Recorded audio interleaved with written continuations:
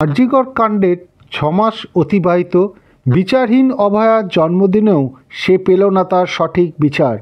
West Bengal junior doctor front, joint doctor platform এবং নাগরিক সমাজের ডাকে অনুষ্ঠিত হলো অঙ্গীকারের জমায়েত কর্মসূচি।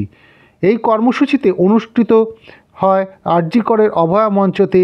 এই অনুষ্ঠানে উপস্থিত ছিলেন West Bengal junior doctor front এবং সমস্ত ডাক্তার এবং নাগরিক সমাজের বহু বিশিষ্ট ব্যক্তিত্ব এবং জয়েন্ট ডক্টর প্ল্যাটফর্মের বহু বিশিষ্ট ডাক্তারেরা। এছাড়াও উপস্থিত ছিল বহু সাধারণ মানুষ। অভয়ার প্রতিকৃতিতে মাল্যদান এবং ফুল দিয়ে তাকে শ্রদ্ধা জ্ঞাপন করা হয়। সকল মানুষের কণ্ঠে একটাই স্বর ছিল, উই ওয়ান্ট জাস্টিস।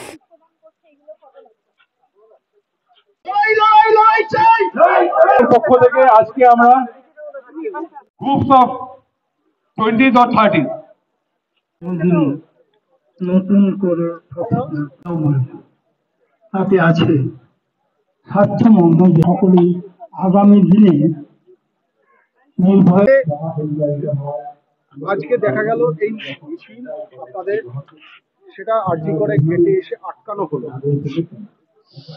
কিভাবে দেখছেন এটাকে? দেখুন, কিভাবে দেখার সেটা তো সব বোঝাই যাচ্ছে। আজকে আমাদের ওয়েস্ট বেঙ্গল জুনিয়র ডক্টরস ফ্রন্টের ডাকে এখানে অঙ্গীকারের জমায়েত ছিল এবং বাকি বিভিন্ন সংগঠন, সিনিয়র ডাক্তারদের সংগঠন, অভয়া মঞ্চের একটি মৌন মিছিল ছিল, যেখানে বহু মানুষ আজকে ওখানে সামিল হয়েছিলেন এবং আরজিকরে এসে তারা শ্রদ্ধা জ্ঞাপন করতে চেয়েছিলেন। সেটুকুও পুলিশ করতে দিল না। এটা নিন্দা জানানোর কোনো ভাষা নেই। এই পুলিশি অতি সক্রিয়তা আজকে যেটা দেখতে পাচ্ছি, সেই সক্রিয়তা যদি আমরা 14ই আগস্ট দেখতে পেতাম, যেদিনকে আরজিকর আক্রমণ হলো, তাহলে হয়তো ভালো হতো। 9ই আগস্ট যদি আমরা দেখতে পেতাম, তাহলে আজকে আমাদের অভয়াকে হয়তো প্রাণী হারাতে হতো না। ফলত এটা নিয়ে আলাদা করে বলার কিছু নেই। এটা আন্দোলনকে দমানোর একটা প্রচেষ্টা। কিন্তু এইভাবে মিছিল একটা আটকে না ঢুকতে দিয়ে আন্দোলনের আগুন তো নেভানো যায় না। ফলত যারা ভাবছেন যে এভাবে আন্দোলন বন্ধ হয়ে যাচ্ছে, প্রতিবাদ থামানো যাচ্ছে, তারা ভুল ভাবছেন। আগামী দিনে কি পরিকল্পনা, কি বলবেন? যেমন আগামী দিনে আমাদের তো আইনি যে লড়াই অভয় মা বাবা লড়ছেন, সেখানে সর্বোচ্চভাবে পাশে থাকা সে বিষয় রয়েছে এবং এই বাদেও বিভিন্ন কর্মসূচি আমরা নেব এবং যে মতো কর্মসূচি নেব আমরা সে মতো ভাবে আপনাদের জানিয়ে দেওয়া হবে। সত্যটাকে যতদিন না উদ্ভাবন মানে প্রকাশিত হচ্ছে বা এই লড়াই লড়েছি। আরজিকর মেডিকেল কলেজ সহ বিভিন্ন পশ্চিমবাংলার বিভিন্ন মেডিকেল কলেজের সহায়তায় আমরা এই আন্দোলন ধীরে ধীরে গড়ে তুলেছি। আন্দোলনের সাফল্য থাকে, ব্যর্থতা থাকে, কিন্তু যে জায়গাটা আপনাদের কাছে আমি রাখতে চাই সেটা হচ্ছে হতাশ হবেন না। হতাশ আপনাকে এই সুপরিকল্পিত ভাবে এই রাষ্ট্র প্রশাসন আপনাকে হতাশ করতে চায়। কেন হতাশ করতে চায়? হতাশ যদি আপনি হন, তাহলে আপনি আজকের পর থেকে প্রতিবাদে থাকবেন না। একটা প্রশ্ন দেখবেন, শাসক বারবার আপনাদের সামনে আনতে চাইছে, বলতো কি হলো এই আন্দোলন থেকে, তোমরা কি পেয়েছো এই আন্দোলন থেকে?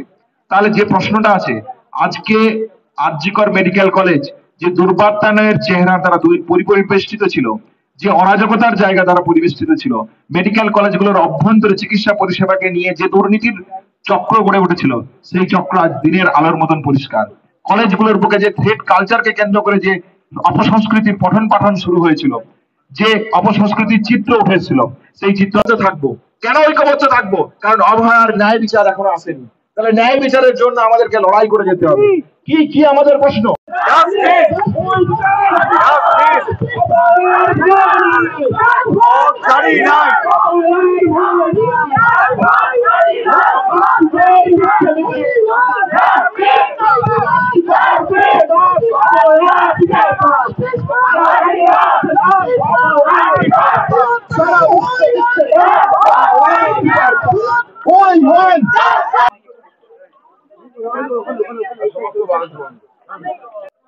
অঙ্গীকারের জমায়েত দীর্ঘ 6 মাস পর আজকে থেকে এখানে দাঁড়িয়ে, আজকে আপনাদের এই মৌন মিছিল যেটা কলেজ স্কোয়ার থেকে শুরু হয়েছিল আরজিকর পর্যন্ত, দেখা গেল ঠিক সেখানে আরজিকর গেটের মুখে এসেই আজকে আপনাদের বাধার সম্মুখীন হতে হলো। কি বলবেন 6 মাসের বিচার নিয়ে? যেটা বলার সেটা হচ্ছে 9ই আগস্টের ঘটনাকে কেন্দ্র করে যখন আন্দোলন শুরু হয়, সেই দিন আরজিকরের গুটি কয়েক পিজিটি আন্দোলন শুরু। আমরা বলেছিলাম যে আরজিকর দিচ্ছে ডাক, অভয়া বিচার পাক। সেই জায়গা থেকে আজকে আমরা বলছি যে সারা বাংলা দিচ্ছে ডাক, সারা বিশ্ব দিচ্ছে ডাক, অভয়া বিচার পাক। তাহলে অভয়ার বিচারের দাবিকে কেন্দ্র করে এই বাংলা উত্তাল হয়েছিল এবং তাকে কেন্দ্র করে আমাদের সুনির্দিষ্ট যাত্রাপথ, আন্দোলনের কর্মসূচি। নানানভাবে সাধারণ মানুষ থেকে সমাজের সমস্ত স্তরের মানুষ যেভাবে আমাদের এই আন্দোলনের পাশে থেকেছেন, আন্দোলনকে সংগঠিত করেছেন, লড়াই কন্টিনিউ করে নিয়ে গেছেন, তার জন্য সবাইকে ধন্যবাদ, অসংখ্য ধন্যবাদ। যেটা বলার সেটা হচ্ছে যে আমরা দেখেছি কলকাতা পুলিশ থেকে শুরু করে, সিবিআই থেকে শুরু করে, সমাজের সমস্ত স্তরের, রাজ্য প্রশাসনের থেকে শুরু করে তাদের ভূমিকা, আমরা তাদের ভূমিকাতে অত্যন্ত বেদনাজনক যে 9ই আগস্টের মতন একটা ঘটনা, যে ঘটনাকে কেন্দ্র করে সারা বাংলা উদ্বেলিত হলো, সেখানে রাজ্য প্রশাসনের যে ভূমিকা দেখতে পেলাম, সিবিআই এর যে ভূমিকা দেখতে পেলাম, সুপ্রিম কোর্টের যে ভূমিকা দেখতে পেলাম, সেই ভূমিকা অত্যন্ত নক্কারজনক। আমরা এর ধিক্কার জানাই। ধিক্কার জানিয়ে আমরা যেটা বলি, স্বাভাবিকভাবেই রাষ্ট্রশক্তি যখন রাষ্ট্রের সমস্ত শক্তি দিয়ে তাদের অপশাসনকে চাপা দিতে চায়, ধামাচাপা দিতে চায়, নাগরিক সমাজ ঠিক সেইভাবেই তার উল্টো পথ ধরেই তারা সমস্ত রকম ভাবে সেই অপশাসনের বিরুদ্ধে রুখে দাঁড়াতে চায়। সংঘবদ্ধ হয়েছেন, ঐক্যবদ্ধ আজকের এই সমাবেশের মাধ্যমে সেই ঐক্যবদ্ধ চেহারাই উঠে এলো। এবং আমরা যে জায়গাটা বলতে চাইছি সেটা এটাই, যে এর মাধ্যমেই আমরা অভয়ার ন্যায় বিচার ছিনিয়ে আনতে পারবো। আজকে যে বাধার সম্মুখীন হলেন, আগামী দিনে সেটা কি আপনাদের চলার পথে পাথেয় হবে আরো? বাধার সম্মুখীন এই দীর্ঘ 6 মাসে বহুবার হতে হয়েছে আমাদের। আপনারা যদি খেয়াল করে দেখেন তাহলে দেখবেন, West Bengal junior doctors front যখন কোথাও মিটিং করতে যাচ্ছে, যখন মঞ্চ বাঁধতে যাচ্ছে, সেখানে সে মেটাডোর পাচ্ছে না, সেখানে সে বাঁশ পাচ্ছে না, সেখানে সে ডেকোরেটর পাচ্ছে না। যে মেটাডোর ওই ডেকোরেটরের জিনিস নিয়ে আসছে তাকে থানায় টেনে নিয়ে যাওয়া হচ্ছে। আশফাকুল্লাহ নায়ার বাড়িতে পুলিশ পাঠানো হচ্ছে।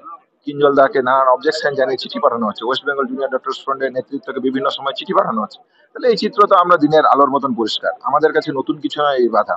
এই বাধার মধ্য দিয়ে রাষ্ট্র তো বাধা দেবে, এটাই স্বাভাবিক, এটাই যেন স্বাভাবিক। তাহলে সেই স্বাভাবিকতার জায়গা থেকে নাগরিক সহ জুনিয়র ডাক্তারদেরকে তারাই একটা জায়গায় মন প্রাণ বেঁধেই নিয়েছে যে এই বাধা প্রতিবন্ধকতা আসবেই, এই প্রতিবন্ধকতাকে লক্ষ্য করে আমরা এগিয়ে যাবো। আগামী দিনের পরিকল্পনা কি? অভয়ার ন্যায় বিচার না আসা অব্দি বিভিন্ন রকম ভাবে আন্দোলনের যে ফেজ থাকে, কখনো আন্দোলনের চড়াই থাকে, কখনো আন্দোলনের উতরাই থাকে। তাহলে চড়াই উতরাইয়ের মধ্য দিয়েই যে কোনো আন্দোলনকে যেতে হয়, এটাই ইতিহাসের শিক্ষা, বিজ্ঞানের শিক্ষা। সেই শিক্ষাকে নিয়ে এই সময়ের পরিস্থিতি অনুযায়ী যেভাবে যা কর্মসূচি নেওয়ার প্রয়োজন হবে, সেই কর্মসূচি নিয়ে আমরা এগোবো, সেই কর্মসূচি নিয়ে আমাদের আন্দোলন আমরা কন্টিনিউ করবো। আমি